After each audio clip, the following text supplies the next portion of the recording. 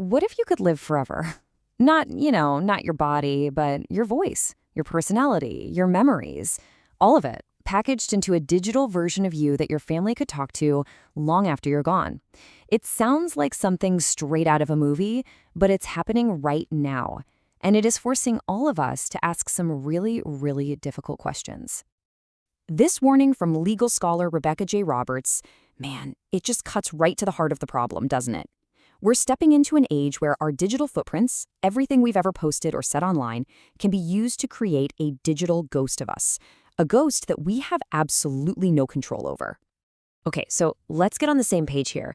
A digital clone isn't just a recording, it's a fully interactive, AI-powered avatar. Think of it like this. An algorithm gets fed all of your data. Your voice from old home videos, your sense of humor from text messages, your face from every photo you've ever been tagged in. And from all that, it builds a synthetic you that can hold a conversation, react, and basically speak for you from beyond the grave. And if you're thinking this is some far-off futuristic technology, think again. The ghosts are already walking among us. Yeah, for real, this has already happened.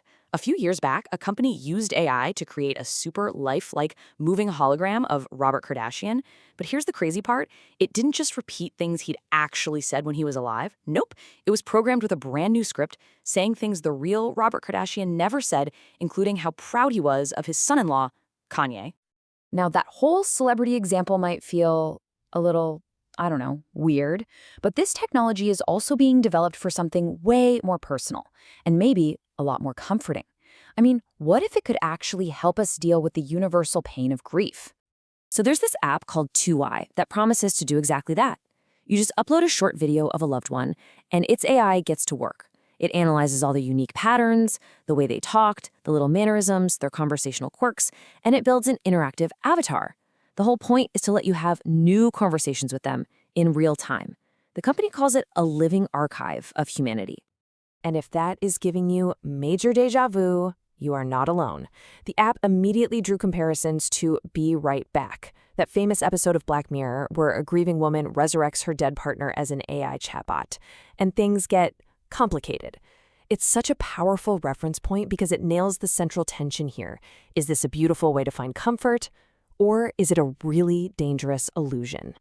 But here's the thing. As radical as this AI tech feels, it's not coming out of nowhere. It's actually the next logical step in a process that's been going on for decades. The way we handle grief has moved online. Think about it. For as long as we've had the internet, we've used it to mourn. Traditional mourning was often a private thing, it happened in a specific place, and it was all about finding closure. But online, grief has become public, it's global, and it's continuous. You can actually see the whole journey. It started with those static online guest books in the early 2000s. Then, in 2009, Facebook gave us memorialized profiles. By the 2010s, grief went visual on Instagram and became a collective thing on Twitter with hashtags. So you can see the clear line from just passive remembering to the active, ongoing interaction that we're seeing with these AI clones today. And this shift is just fundamental. Traditional mourning had a beginning and an end. Digital mourning is forever. It's not stuck in one physical place. But maybe the biggest change is the goal. Instead of trying to find closure, a lot of these new practices are about supporting what experts call continuing bonds, basically maintaining an active relationship with the memory of the person who's gone. But, and this is a huge but, this idea of creating a continuing bond with an AI clone, well, it opens up a complete minefield of ethical and psychological questions that we are just now starting to even think about. So we've got some big dilemmas. First, consent. Who gets to decide if you're resurrected as an AI? Then there's the psychological impact. Is this helping us heal, or is it creating digital hauntings that trap us in the past? And what happens when companies start trying to sell our grief back to us as a subscription service? Finally, there's this idea of digital permanence. Your AI clone could literally exist forever, long after everyone who actually knew you is gone. This technology is absolutely a double-edged sword. On one side, sure, it can preserve memories and offer real comfort. But on the other, it could create a really painful emotional dependency, getting in the way of the natural grieving process. The honest truth is, we have no idea what the long-term effects are. Okay, so you're probably thinking, this has to be illegal, right? Someone can't just create an AI of a dead person without permission. Well, here's the shocking part. They probably can. Our legal system is completely, totally unprepared for this.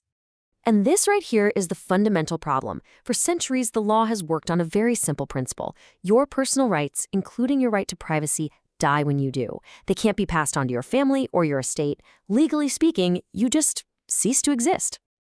Let's just break down why the old laws are no help here. First, like we just said, your privacy rights are gone the moment you are. Second, copyright law gets really tricky. A court could easily say that using your photos to train a new AI is transformative fair use, which basically creates a giant loophole. And finally, the right of publicity that protects your likeness from being used in an ad, well, that mostly protects celebrities, and it might not apply at all if your digital clone isn't actually being used to sell something. So if our rights just vanish when we die, how can we possibly protect our own digital legacy?